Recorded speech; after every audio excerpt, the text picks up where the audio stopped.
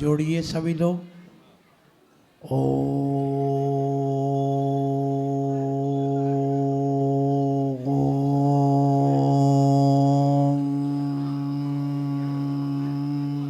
बोलो।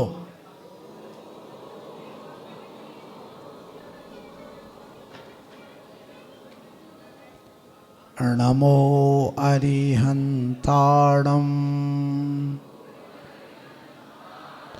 नमो सिद्धाणं नमो आयर्याणं नमो वज्रायाणं नमो लोये सव्यसाहुणम्।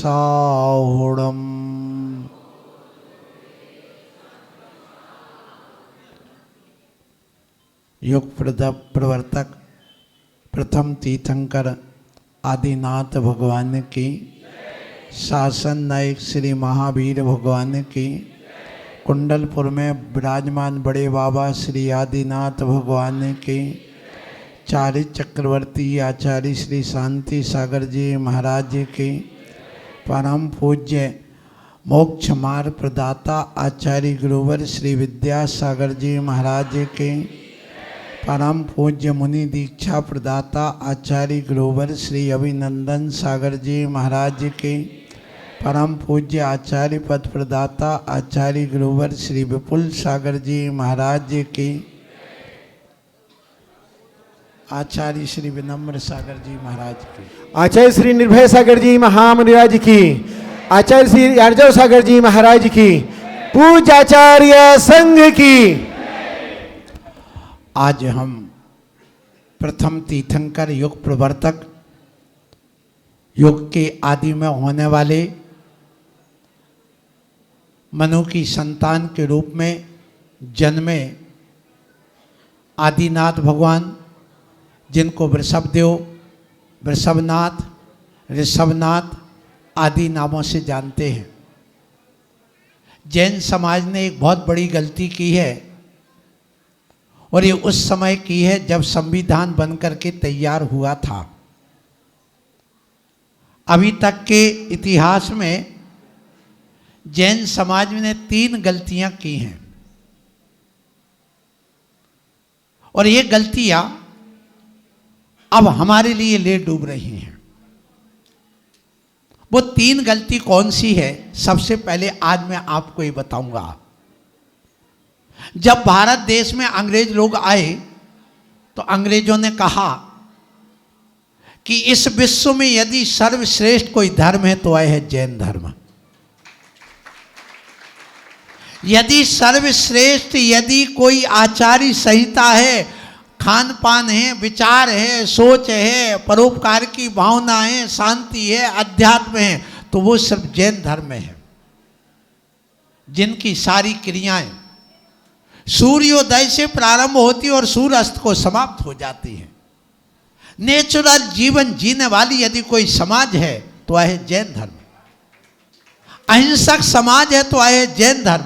तो उन्होंने कहा तुम अपना बाइलाज मुझे दे दो, तुम अपना जो भी आपकी आचार्य संहिता बोल दो, मैं सारे विश्व में नहीं तो कम से कम भारत देश में तो इसको लागू कराऊंगा। लेकिन जैन समाज ने एक गलती कर दी। गलती ये की कि उस समय कहा हम आपको अपने शास्त्र नहीं देंगे। हिंदुओं ने दे दिए, मुसलमानों ने दे दिए, ईसाइयों ने दे दिए, सिखों ने दे दिए, लेकिन जैनियों ने नहीं दिए। क्यों नहीं दिए? क्योंकि हमें अपना आगम अपने प्राणों से प्यारा होता है, इसलिए उन्होंने नहीं दिया कि तुम पाउच खाओगे, तुम तम्बाकू खाओगे, तुम शराब पियोगे, तुम मांस खाओगे, तुम हमारे शास्त्र को नीचे रखोगे, हमारे शास्त्र की अभिनय होगी, इसलिए हम आपको शास्त्र नहीं देते। नहीं दिया, बहुत मनाया, उन्होंने बहुत कहा, आखिर जैन लोगों ने नहीं दिया। जब नहीं दिया तो उन्होंने क्या किया कि जब संविधान बनाया अंग्रेजों ने इस भारत देश में, उस समय सारी जैन समाज को हिंदू समाज के उस लॉ के साथ में उनको गर्वित कर दिया। मतलब हिंदू लॉ के अनुसार ही जैन धर्म को वहाँ पर गर्वित कर दिया। यदि उस समय हमने अपना शास्त्र दे दिया होता तो हमें आज कहना नहीं पड़ती कि हम हिंदू से अलग हैं, हमारा धर्म श्रेष्ठ है, बहुत ऊंचा है। ये उस समय ये गलती हो गई। उसके बाद में दूसरी गलती कब हुई? जब जिस समय संविधान बनाया जा रहा था उस समय हमारे भारत देश में 225 जो संविधान का निर्माण करने वाले लोगों का चयन हुआ था, उसमें 6 लोग हमारे जैन समाज के थे। उसमें एक सागर के भी व्यक्ति थे जिनका नाम आप लोग जानते होंगे। इसलिए मैं कहना चाहता हूं, उस समय जब अंबेडकर जी पहुंचे भगवान अपने यहाँ आचार्य शांति सागर जी के पास हैदराबाद, कितने लोगों को 3 लाख लोगों की भीड़ लगा करके पहुंचे। बोले हम सब दलितों के लिए, हम सब दलितों के लिए मिला लो। यदि लोकतांत्रिक, यदि किसी धर्म में सिद्धांत में यदि सिद्धांत है तो वो है सब जैन धर्म के, जो अनेकांशवाद, अहिंसा और सप्त व्यसन के त्याग की बात करते और कोई बात नहीं करता कहीं पर। वो अपने अपने मजहब की बात करते, लेकिन ये प्राणी मात्र की बात करते हैं। यहाँ अनेकांशवाद है। इसलिए एक काम करिए कि हम सबको आप मिला लो और हम 13 करोड़ दलित आज हम जैन धर्म अपनाना चाहते हैं। जब ये बात शांति सागर जी के पास पहुंची, उस समय सारे सेठिया लोग, अपन बहुत बुद्धिमान लोग हैं ना, सेठिया लोगों ने कहा नहीं हम नहीं मिलाएंगे तुम्हें अपने साथ नहीं मिलाएंगे। यदि उस समय कह दिया होता कि हमारे जैन धर्म के सिद्धांत के अनुसार तुम्हें रात्रि भोजन त्याग करना होगा, पानी छान के पीना होगा, तुम्हारे लिए दर्शन करना होगा, सप्त व्यसन का त्याग करना होगा, अष्टमूल का धारण करना होगा, हम मिलाने के लिए तैयार हैं, तो आज हमारे जैनी 40 करोड़ इस भारत में होते। लेकिन हमने नहीं मिलाया। शांति प्रसाद साहू दिल्ली वाले थे, उन्होंने इसको मीटिंग करके कह दिया नहीं हम बिल्कुल भी आपको अपने में नहीं मिलाएंगे। आखिर हमने नहीं मिलाया। परिणाम ये निकला कि जैनियों से नफरत हो गई उनको। और उन्होंने क्या क्या लिखा जरा आप पढ़िए। मैंने एक पुस्तक लिखी, इस पर आप लोगों को प्रत्येक घर में पढ़ना चाहिए। उसका नाम है मानवाधिकार, कर्तव्य और जैन धर्म। इसको यदि तुमने नहीं पढ़ा तो कोई पुस्तक तुमने आज तक नहीं पढ़ी। देखिए जैन कानून क्या कहता है, हमारी शादी विवाह पद्धति क्या है, हमारे भगवान क्या क्या कह करके गए, तुमने कुछ भी नहीं समझा। और परिणाम ये निकला कि आज हमारी जैन समाज किस ढंग से पतित हो रही है, किस ढंग से आज इनकी जनसंख्या घट रही। ये 2 गलती हो गई। तीसरी गलती एक और हुई। क्या गलती हुई? जो आज तुम सुधार सकते हो, 2 गलती नहीं सुधार सकते, लेकिन तीसरी गलती सुधार सकते। क्या? जब संविधान बन गया, लागू होने लगा, और लागू होने के बाद में आपको मालूम है भारत देश की स्वतंत्रता कब हुई है? 1947 15 अगस्त को। और हमारा भारतीय संविधान कब लागू हुआ? बोलो। 50 में ना 2.5 साल क्यों लग गए? आपको ये भी मालूम नहीं हुआ? 2.5 साल इसलिए लगे कि जितने भी मुस्लिम समाज के लोग थे इन्होंने बहिष्कार किया। और इस बात का बहिष्कार किया, जब पाकिस्तान उनको दे दिया तो वो कहने लगे हम भारत में रहेंगे, हमें भी वही मिलना चाहिए। अंतोगत्वा वो कितने बहिष्कार करके 75 लोगों को चुनाव में रखा गया था। मुस्लिम लोग उस समय थे, हमारे जैनी तो मात्र 6 थे। परिणाम ये निकला कि उनने संविधान लागू नहीं करने दिया। अंतोगत्वा जब पाकिस्तान का विभाजन हो गया, भारत अलग हो गया, पाकिस्तान अलग हो गया, उसके बाद उनको सबको अलग करके फिर संविधान लागू किया गया। उस समय अंबेडकर जी ने कहा, उस समय सारी कमेटी ने कहा प्रत्येक मजहब वालों को 1-1 दिन की छुट्टी दी जाएगी, राष्ट्रीय अवकाश घोषित किया जाएगा। पूछा जैनियों से, बोलो तुम्हें किस दिन की छुट्टी चाहिए? तो जैनियों ने कहा महावीर जयंती की। और यदि हमने उस समय आदिनाथ जयंती की छुट्टी मांग ली होती तो आज हमें कहना नहीं पड़ता कि हमारा धर्म जैन धर्म भगवान आदिनाथ से चलाया गया है। लेकिन आज हमारी ये गलती सबसे बड़ी यही हुई है कि आज सब लोग कहने लगे, हमारे प्रधानमंत्री भी कहने लगे, सबकी धारणा बन गई कि ये तो भगवान आदिनाथ ने धर्म चलाया। नहीं, ये धर्म तो अनादिकालीन है, लेकिन इनके प्रवर्तक भगवान आदिनाथ हुए। यदि हमने उस दिन छुट्टी मांगी होती तो आज हमें कहना नहीं पड़ता। इसलिए अभी भी समय है, जैनियों सब लोग चेत जाओ। आज भी ये संकल्प ले लो कि भारत देश में हम पूरे जितने भी जैनी हैं, चाहे वो श्वेतांबर हो, दिगंबर हो, 20पंथी, 13पंथी, स्थानकवासी, तारणपंथी, जितने भी, सब मिल करके आदिनाथ जयंती मनाएंगे और उसकी छुट्टी घोषित करवाएंगे। तो अपने आप हमारा भारत देश में वर्चस्व हो जाएगा और ये पता चल जाएगा कि प्रथम तीर्थंकर द्वारा ही इस धर्म का आगे प्रवर्तन हुआ है। इसलिए आज मैं आप लोगों से कहूँगा, भारत देश में कई जगह आज ये मनाई जाने लगी। और आपको मालूम हो, इंदौर में तो आज आदिनाथ जयंती से लेकर महावीर जयंती तक 20 दिन मनाया जाता। तुम भी सागर वालों ऐसा करके दिखा दो कि हम भी 20 दिन महावीर जयंती आदिनाथ से लेकर के मनाएंगे। है किसी की ताकत, एक एक मंदिर में आप जाइए, अपने महाराजों को ले जाइए, वहाँ पर एक इस मंदिर में, दूसरे दिन दूसरे मंदिर में, तीसरे दिन तीसरे मंदिर में, चौथे दिन, ऐसे 20 मंदिरों का चयन करिए और मनाइए। फिर एक दिन सब लोग मिल करके आदिनाथ जयंती और एक दिन मिल करके अंत में समापन करिए। आप महावीर जयंती पर ऐसा यदि करोगे तो बहुत अच्छा होगा। ये 2 बातें 3 बातें आपने समझी। अब मैं आपसे 1-2 चीज़ और कहना चाहूँगा। समय आपका बहुत हो रहा है, महाराज को भी बोलना है, मुझे भी आपसे कहना है। आप लोग कार्यक्रम करते बहुत अच्छा किया। यहाँ की जो बाहुबली कमेटी के जो यहाँ के लोग हैं, इनकी जितनी तारीफ की जाए उतनी कम है। मेरा पूरी समिति के लिए बहुत बहुत आशीर्वाद। उन्होंने जो ये कार्यक्रम किया है, मैं कहूँगा ये मिनी वगैरह जितने भी बैठे हुए हैं, अजित वगैरह और दीपक आदि जो भी यहाँ पर विशेष लोग कार्यकर्ता के रूप में हैं, उन सब से मैं कहूँगा, आपने जो यहाँ पर बीड़ा उठाया आज से 11 वर्ष पहले आचार्य गुरुवर विद्यासागर जी महाराज के आशीर्वाद से, अब जैसे उन्होंने कहा कि इंडिया नहीं भारत बोलो, इसी प्रकार से मैं कहूँगा ये सारे सागर के लोग एक आवाज़ उठाएं, एक प्रस्ताव पास करें और ज्ञापन दें कि हमारे लिए आदिनाथ जयंती की भी छुट्टी चाहिए, क्योंकि हमारे प्रथम तीर्थंकर हैं, युग प्रवर्तक हैं, जिसके नाम से, जिनके बेटे के नाम से इस देश का नाम भारत पड़ा है,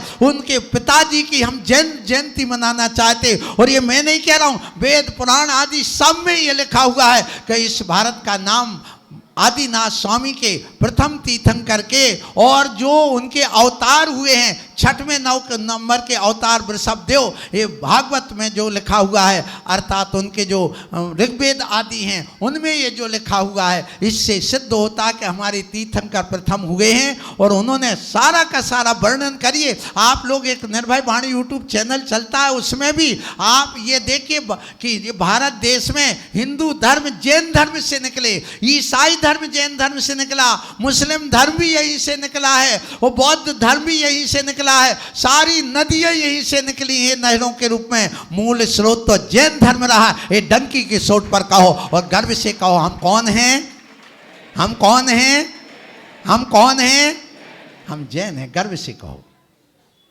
ये स्वाभिमान जगना चाहिए आज हमारे अंदर से कि मैं जैनी हूं और जैन के नाते मुझे कुछ करना है। और ऐसे मात्र अपन को जैन धर्म को आगे बढ़ाने के लिए बहुत कुछ करना होगा, मोक्ष मार्ग पर चलने के लिए। ऐसे मनु की संतान, अर्थात मनु होते हैं 24 जिनको कुलकर कहते हैं, उनकी संतान होने से हम मानव कहलाते हैं। और ये मानव मूल्य को समझने के लिए भगवान आदिनाथ ने आपको पहले 6 कर्म की शिक्षा दी, फिर 6 आवश्यक की शिक्षा दी। उसके बाद में कहा तुम्हें अपने जीवन को महान बनाना है तो पुरुषार्थशील बनो, नैतिक बनो, सहिष्णु बनो, मैत्री भावना पैदा करो, सहानुभूति एक दूसरे को दो, और आप अपने जीवन में संदेह की दरार नहीं निकालो, संदेह की दरार को पूर दो, उसको बढ़ाओ मत, और एक दूसरे को लेकर के चलने की बात करो। यदि घर को नरक बनाना है तो एक दूसरे पर संदेह करते जाओ, और यदि घर को स्वर्ग बनाना है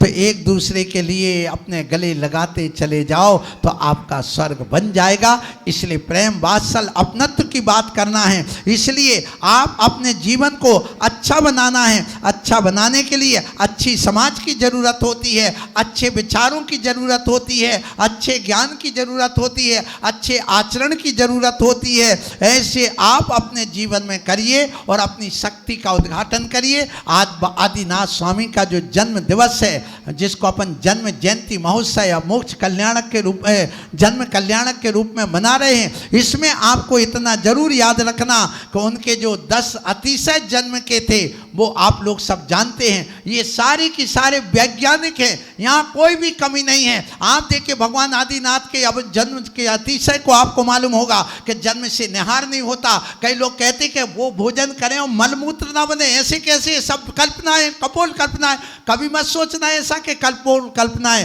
क्योंकि मैं आपसे एक उदाहरण के माध्यम से कहना चाहता हूँ। आपके सामने 1 क्विंटल कंडा रखा गया, 1 क्विंटल रखड़ी रखी गई और 1 क्विंटल कपूर रखा गया। तीनों को यदि आग लगा के जलाया गया, किसकी राख कितनी बचेगी? ध्यान रखना, कंडे की राख ज़्यादा बचेगी और इसके अलावा लकड़ी की राख कम बचेगी और कपूर की समाप्त हो जाएगी। इसी प्रकार इस संसार में 3 प्रकार के लोग हैं, एक भोगी, एक योगी और एक महायोगी। आप भोगी है, इसलिए आप जो भोजन करते हो उसका मलमूत्र ज़्यादा बनता। हम लोग योगी हैं तो कंडे की जगह लकड़ी की राख के समान कम मलमूत्र बनता है। और वो महायोगी थे आदिनाथ, तो कपूर की तरह उनका सारा का सारा ऊर्जा में कन्वर्ट हो जाता, कुछ विशेष नहीं बचता। ये उनकी विशेषता है, इसलिए उनका कुछ भी नहीं बचता। सारा का सारा उनका मल मूत्र ना बन करके सारा का सारा वो ऊर्जा में कन्वर्ट होता है। फिर सुगंधित शरीर होता है, सफ़ेद खून होता है। कई लोग कहते सफ़ेद खून क्यों? क्योंकि वो निरोगी होते। और उस सफ़ेद खून के कारण से रिसर्च कर ले, आज कई बार अपने शरीर में WBC और RBC 2 प्रकार की कणिकाएँ होती हैं। WBC जिसकी अच्छी हो, वाइट रक्त कणिकाएँ, उनका निरोग रहते हैं, उनको कभी रोग नहीं होता। ऐसी बहुत सारी बातें हैं जिसको अपन समझना है। उनका खून सफ़ेद होता है, उनका सबके प्रति वात्सल्य होता है। जैसे माँ के स्तन में दूध सफेद आता, ऐसे उनका खून ही सफेद हो जाता। कितना वात्सल्य! ऐसा जैन धर्म में वात्सल्य सिखाया गया। गले काटने की बात नहीं, नफरत की बात नहीं, यहाँ तो फिसरत की, प्रेम की बात होना चाहिए। इसलिए आज देखो यहाँ संघ बैठा है और आप लोगों को सबको बड़ा अच्छा लग रहा होगा कि ऐसा हमारे जैन दर्शन में होना चाहिए। हम हिंदू को मिलाना चाहते, हम सिखों को मिलाना चाहते, हम मुसलमान को मिलाना चाहते, हम श्वेतांबर को मिलाना चाहते। और हम यदि दिगंबर एक है तो फिर तो सारे देश में सब एकता का झंडा फहराया जाएगा और फहराया जाना चाहिए। यही भगवान ने हमें सिखाया है। इसलिए उन्होंने कहा अपनी शक्ति का संग्रह करो, शक्ति का विनाश मत करो। कितनी शक्ति होती जन्मजात उन बालक में, इतना कहकर मैं वाणी को विराम दूंगा। और क्योंकि महाराज श्री को भी आपको सुनना है, इसलिए मैं आप लोगों से कहूँगा, जन्म से ही आपको मालूम है एक तीर्थंकर बालक में कितनी शक्ति होती, वो हमारे अंदर भी उद्घाटित हो सकती। हम भी तीर्थंकर बन सकते। क्यों? दुनिया में जैन धर्म सब धर्मों से अलग क्यों है? अहिंसा के कारण नहीं। इसलिए कि सब कहते हैं एको ब्रह्मा द्वितीयो नास्ति, ब्रह्मा एक होगा दूसरा नहीं होगा, अल्लाह एक होगा दूसरा नहीं होगा। लेकिन जैन धर्म कहता अप्पा सो परमाप्पा, प्रत्येक आत्मा परमात्मा में हम सब परमात्मा बन सकते हैं। ये जैन धर्म का मूल सिद्धांत है। इसलिए हम परमात्मा बनने के लिए योगी बने हैं, साधक बने हैं, और किसी प्रकार से उद्देश्य नहीं है। इसलिए मैं आप लोगों से कहूँ, उनकी शक्ति कितनी होती है ये आप देखिए कि 12 मल्ल में जितनी शक्ति होती है उतनी एक साँड़ में होती है। 10 साँड़ में जितनी शक्ति होती इतनी भैंसा में होती है। 10 भैंसा में जितनी होती उतनी एक घोड़ा में होती है। 500 घोड़े में जितनी शक्ति होती उतनी हाथी में होती है। 500 हाथी में जितनी शक्ति होती उतनी एक नाहर में होती है, अर्थात वो जो शेर होता उसमें। और जितनी 500 नाहर में शक्ति होती है उतनी एक शार्दूल में होती है, अष्टापद में होती है। और जितनी 500 अष्टापद में होती है उतनी एक कामदेव में होती है। 24 कामदेव में जितनी शक्ति होती है उतनी एक नारायण में होती है। 9 नारायण में जितनी शक्ति होती है उतनी एक चक्रवर्ती में होती है। 12 चक्रवर्ती में जितनी शक्ति होती है उतनी एक व्यंतर में होती है। 1 लाख व्यंतर में जितनी शक्ति होती उतनी एक इंद्र में होती। और इन सब की मिला दो, इनसे ज़्यादा जन्मजात एक बालक तीर्थंकर में शक्ति होती है। वो चाहे इस धरती को डमरू की तरह पलट सकते हैं, इतनी शक्ति होती है। इसलिए अपनी शक्ति का व्यय मत करो, संग्रह करो, परोपकार में लगाओ, आत्मा के कल्याण में लगाओ। यही भगवान ने कहा है। इसलिए बाकी बात हम बाद में कहेंगे। इतना जरूर कहूँगा, आप सब लोगों के बीच में आया, हमारे लिए यहाँ की कमेटी विशेष निवेदन करके लाई, आप महाराजों को भी विशेष निवेदन करके लाई। हमारे संघ के सभी साधु, हमारे सागर में जितने साधु थे वो सब एक मंच में आकर के यहाँ बैठे हैं। और मैं इनसे कहा कि इन्होंने भी बड़ा वात्सल्य दिखाया, सभी ने बड़ा अच्छा लगा। और आप लोगों ने यह जो कार्यक्रम किया है यहाँ बाहुबली कॉलोनी वालों ने, ऐसा ही आदर सबको प्रस्तुत करना चाहिए। मेरा इन कार्यकर्ताओं को और सभी समाज को बहुत बहुत आशीर्वाद है। और जो 19 तारीख की दीक्षा की बात आई है, हाँ पक्का है, 19 तारीख को दीक्षा है और 21 तारीख को भगवान महावीर स्वामी का जन्म दिवस भी है। उसी दिन हमारे लिए जिन गुरु ने आचार्य पद दिया है उनका भी जन्म दिवस है और उन्हीं ने मुझे उसी दिन आचार्य पद के पद पर बैठाला है। इसलिए मैं उन गुरु को बार बार नमन करता हूं जिन्होंने मुझे इस पद के योग्य समझ करके यहाँ बैठाला है। इसलिए आप सब लोग उस कार्यक्रम को जो प्रस्ताव रखा गया हमारे महाराज के द्वारा कि महाराज यहीं पर सिटी में किया जाए, अभी तक तो पत्रिका वगैरह वहीं तपोवन की है, सुबह 6 बजे से केसलुंच होने के बाद में अब आपका सामूहिक पूजा के बाद में आप सब लोग वहीं पूजा करिए और उसके बाद में दीक्षा का प्रस्ताव के रखा है। यदि वो मान जाएंगे तो चलो हम सिटी में भी कर देंगे। आशीर्वाद हमारी तरफ से कोई निषेध नहीं होगा, आपको सूचना मिल जाएगी सब। बाकी अभी तक तो तपोवन तीर्थ में ही होना है। हमारे संघ के जो 3 साधु यहाँ थे वो भी यहाँ आज आ गए हैं और सभी संघ के साधु आए और आप लोगों ने आज इतना सुना। बोलो महावीर भगवान की जय। आचार्य श्री निर्भय सागर जी महाराज की। और जैसा